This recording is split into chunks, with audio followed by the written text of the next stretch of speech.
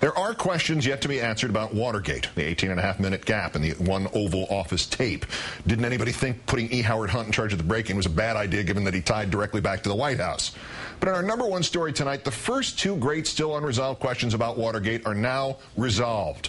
When the burglars broke into the Democratic National Committee headquarters in 1972, rifled through the place, photographed it, planted listening devices, what exactly were they looking for? And did President Nixon order the whole thing or just inspire it in some way?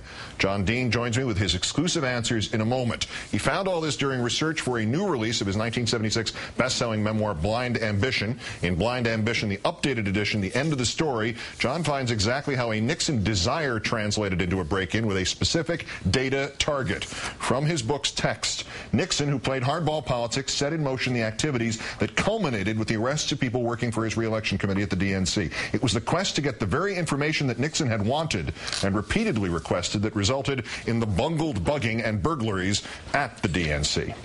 John Dean joins us now. It's good to see you, sir. Good to see you, Keith. All right, we'll get to Nixon's direct role or an indirect role in a second, but cut to the chase first. What exactly were the burglars supposed to get?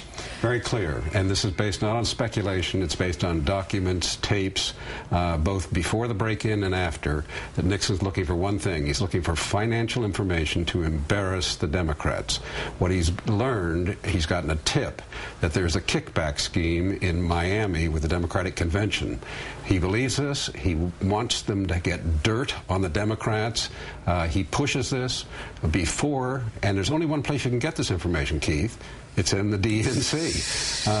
And so while he doesn't, I have no evidence that he gave a direct order to go in there. Right. He, in essence, put in play the only place you can find the information he was looking for was in the DNC.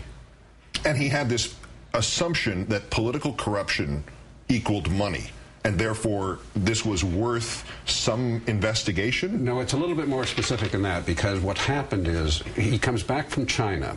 The ITT charge that he had settled an antitrust case with the ITT Corporation in exchange for a large campaign contribution. He's being battered with that after he gets back from Canada. China. Yeah. He's convinced that the Democrats are using this to try to hurt it and tarnish the centerpiece of his campaign. And so he writes memos on this and says this is a problem. They've obviously planned this. As it happened, that wasn't true. There hadn't been a corrupt settlement. So he's looking for something that he can use to counter this negative publicity he's getting that is tarnishing his centerpiece of his campaign, the China trip. Was there a kickback scam going on? No evidence of it. In fact, I can't believe that the man who was in charge of the antitrust division, a man named Richard McLaren, is not the type who would have ever settled an antitrust case for anybody if it weren't justified. I gather your conclusion is it was a kind of Thomas a Becket thing. Who will rid me of these meddlesome documents, or these meddlesome Democrats in this case? But what do you think Richard Nixon expected would happen when he put out word that he wanted this information, and the only place you could find it was in the famous phrase, down here in Larry O'Brien's desk? Well, I think you nailed it. I mean, he knew that if a little fishing, they might find some negative information.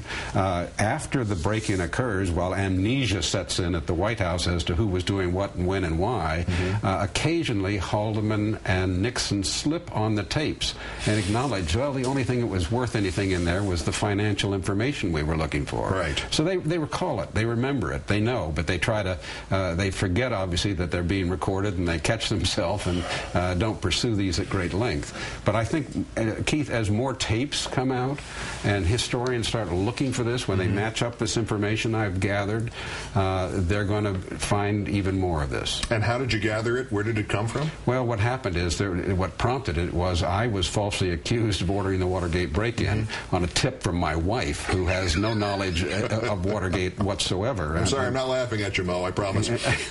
And this provoked a lawsuit. The lawsuit went on for 9 years. I learned more about Watergate than I knew when I lived through it.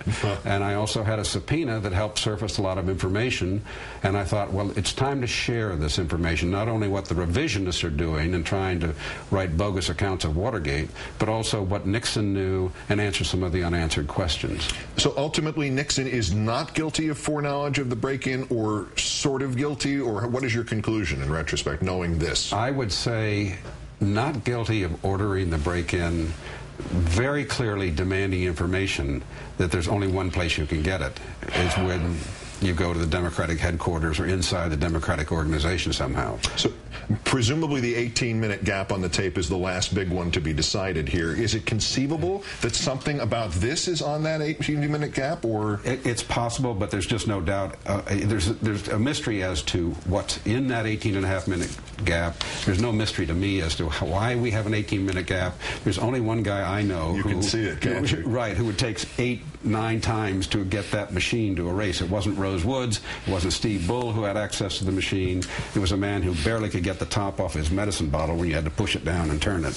Play and record, play and I'm sorry to laugh at it, but this is extraordinary stuff, and it's so kind of you to share it with us. Pleasure. And this will be in the revised version of the book, correct? It is in the revised version. The re-release of Blind Ambition starts hitting some bookstores tomorrow. I can't wait. John Dean, great thanks as always. And thank you, Keith. Great to see you in the flesh, sir. That's countdown for this, the 2,331st day since the previous president declared mission accomplished in Iraq. I'm Keith Olbermann. Play and record, play and record.